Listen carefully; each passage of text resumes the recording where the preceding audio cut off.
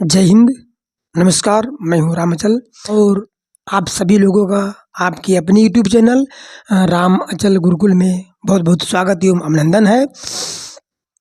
आज हम हिंदी व्याकरण की कड़ी में जो अगला प्रकार है शब्द का उत्पत्ति के आधार पर शब्द के प्रकार पढ़ेंगे। और इसके पूर्व वीडियो में हम आप लोगों से बात किए थे, आप लोगों को सिखाए थे कि रचना के आधार पर शब्द कितने प्रकार के होते हैं? 3 प्रकार के।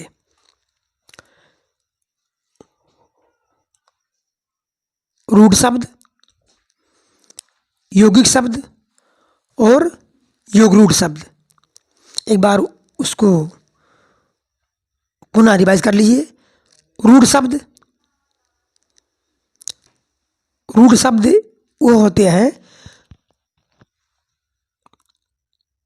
जिनका विभाजन यानी जिनको टुकड़ों में बांटा नहीं जा सकता। और यौगिक शब्द वो होते हैं जो 2 या 2 से अधिक शब्दों से मिलकर बनते हैं और जिनको टुकड़ों में बांटा जा सकता है। तीसरा था योगरूढ़। योगरूढ़ शब्द वो होते हैं ऐसे यौगिक शब्द जिनका अर्थ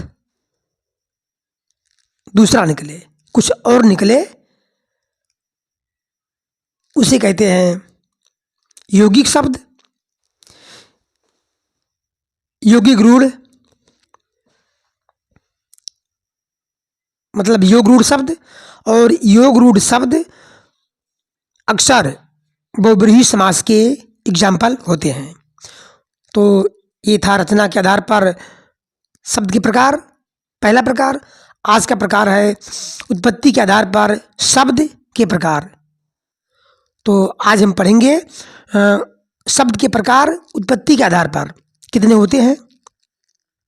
और यदि आप लोग चैनल पर नए हैं तो सब्सक्राइब करना ना भूलें और अपने दोस्तों में शेयर भी करें, लाइक कीजिए और कमेंट भी कीजिए। तो आज का क्लास चलिए शुरू करते हैं। उत्पत्ति के आधार पर शब्द 5 प्रकार के होते हैं।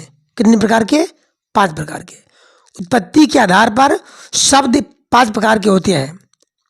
इसमें हम लोग पढ़ेंगे तद्भव शब्द, देशज शब्द, विदेशी शब्द, संकर शब्द और तत्सम शब्द।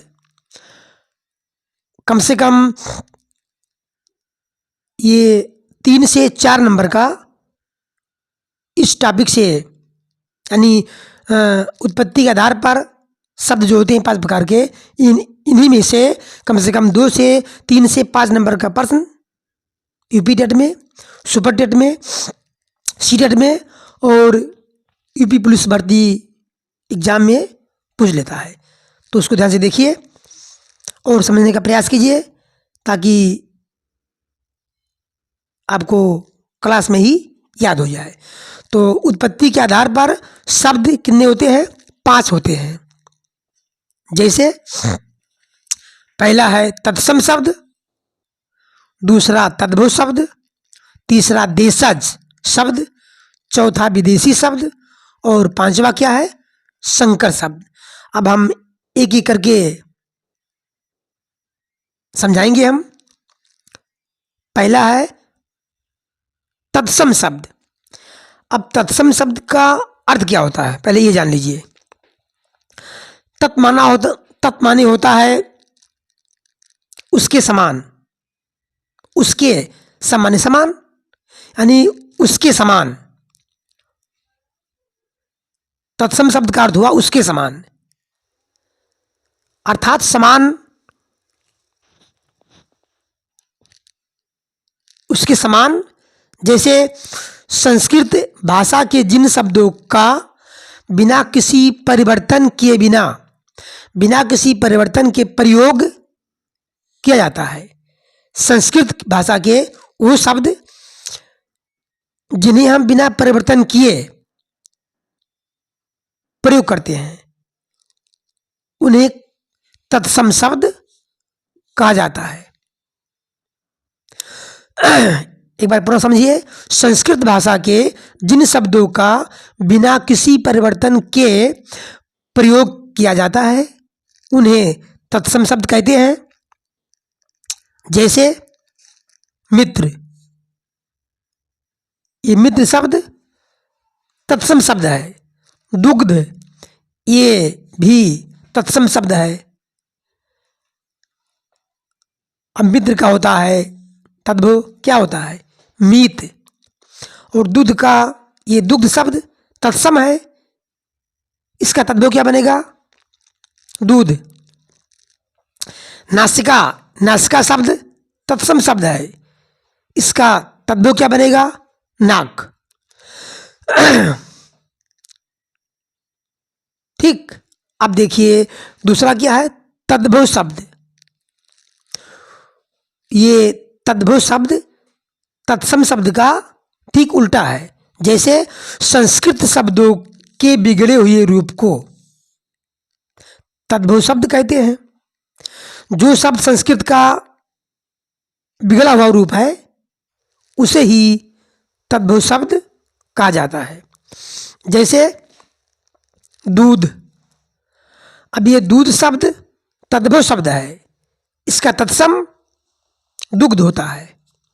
क्या होता है? दुग्ध। और ये घी शब्द तद्भव शब्द है, इसका तत्सम होता है घृत। इसी प्रकार सांप है, सांप शब्द है तद्भव, इसका तत्सम होता है सर्प।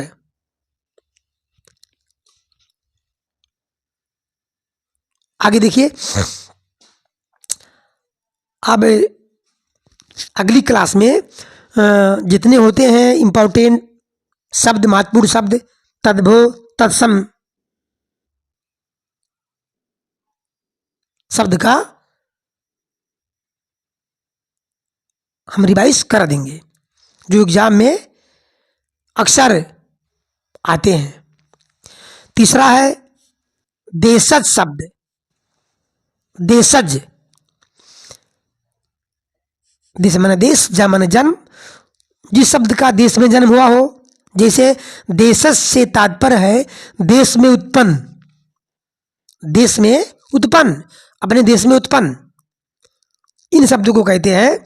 जैसे इन शब्दों का स्रोत यानी जन्म संस्कृत अथवा कोई विदेशी भाषा नहीं, अपितु इन शब्दों का जन्म साधारण जन समाज में होता है, अपने देश में होता है। जैसे थैला, झाड़ू, पगड़ी, डिबिया, फाड़वा, ये शब्द अपने देश में जन्मे हुए हैं, इसीलिए इसका नाम है देशज शब्द। जो शब्द अपने जन्म में ही उत्पन्न हुआ हो उन्हें कहते हैं देशज शब्द। ठीक। अगला है विदेशी शब्द। अब नाम से स्पष्ट है कि ये शब्द विदेश से आए हों हमारे देश में। जैसे हिंदी पर अनेक भाषाओं का प्रभाव है, हिंदी भाषा पर अनेक भाषाओं का प्रभाव है। ठीक। अच्छा, हिंदी में अंग्रेजी, तुर्की, अरबी, फारसी, पुर्तगाली, फ्रांसीसी आदि भाषाओं के जो शब्द प्रचलित हैं,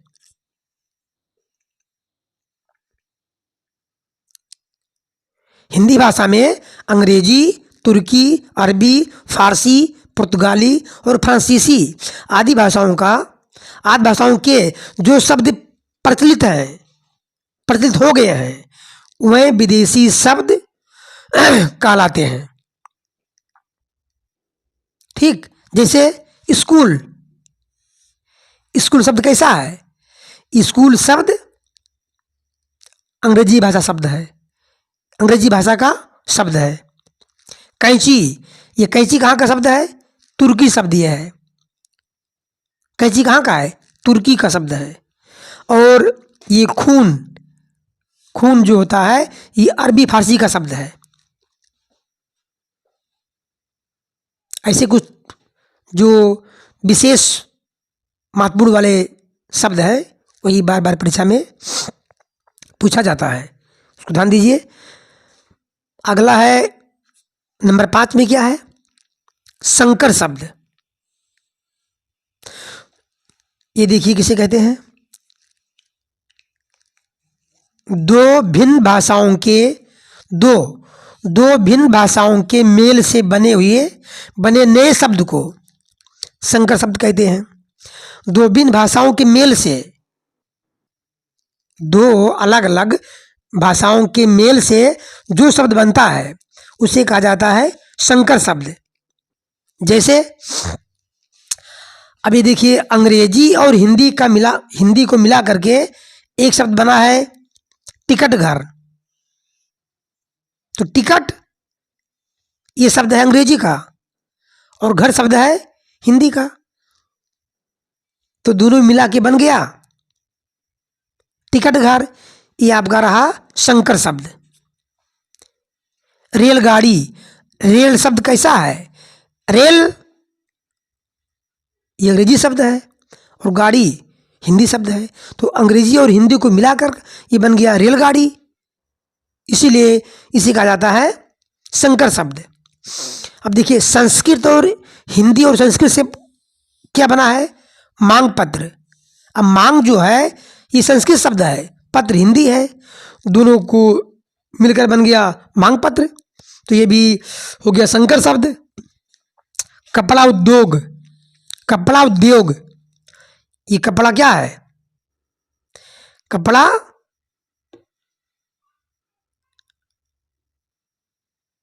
संस्कृत शब्द है, उद्योग हिंदी है, क्योंकि कपड़ा का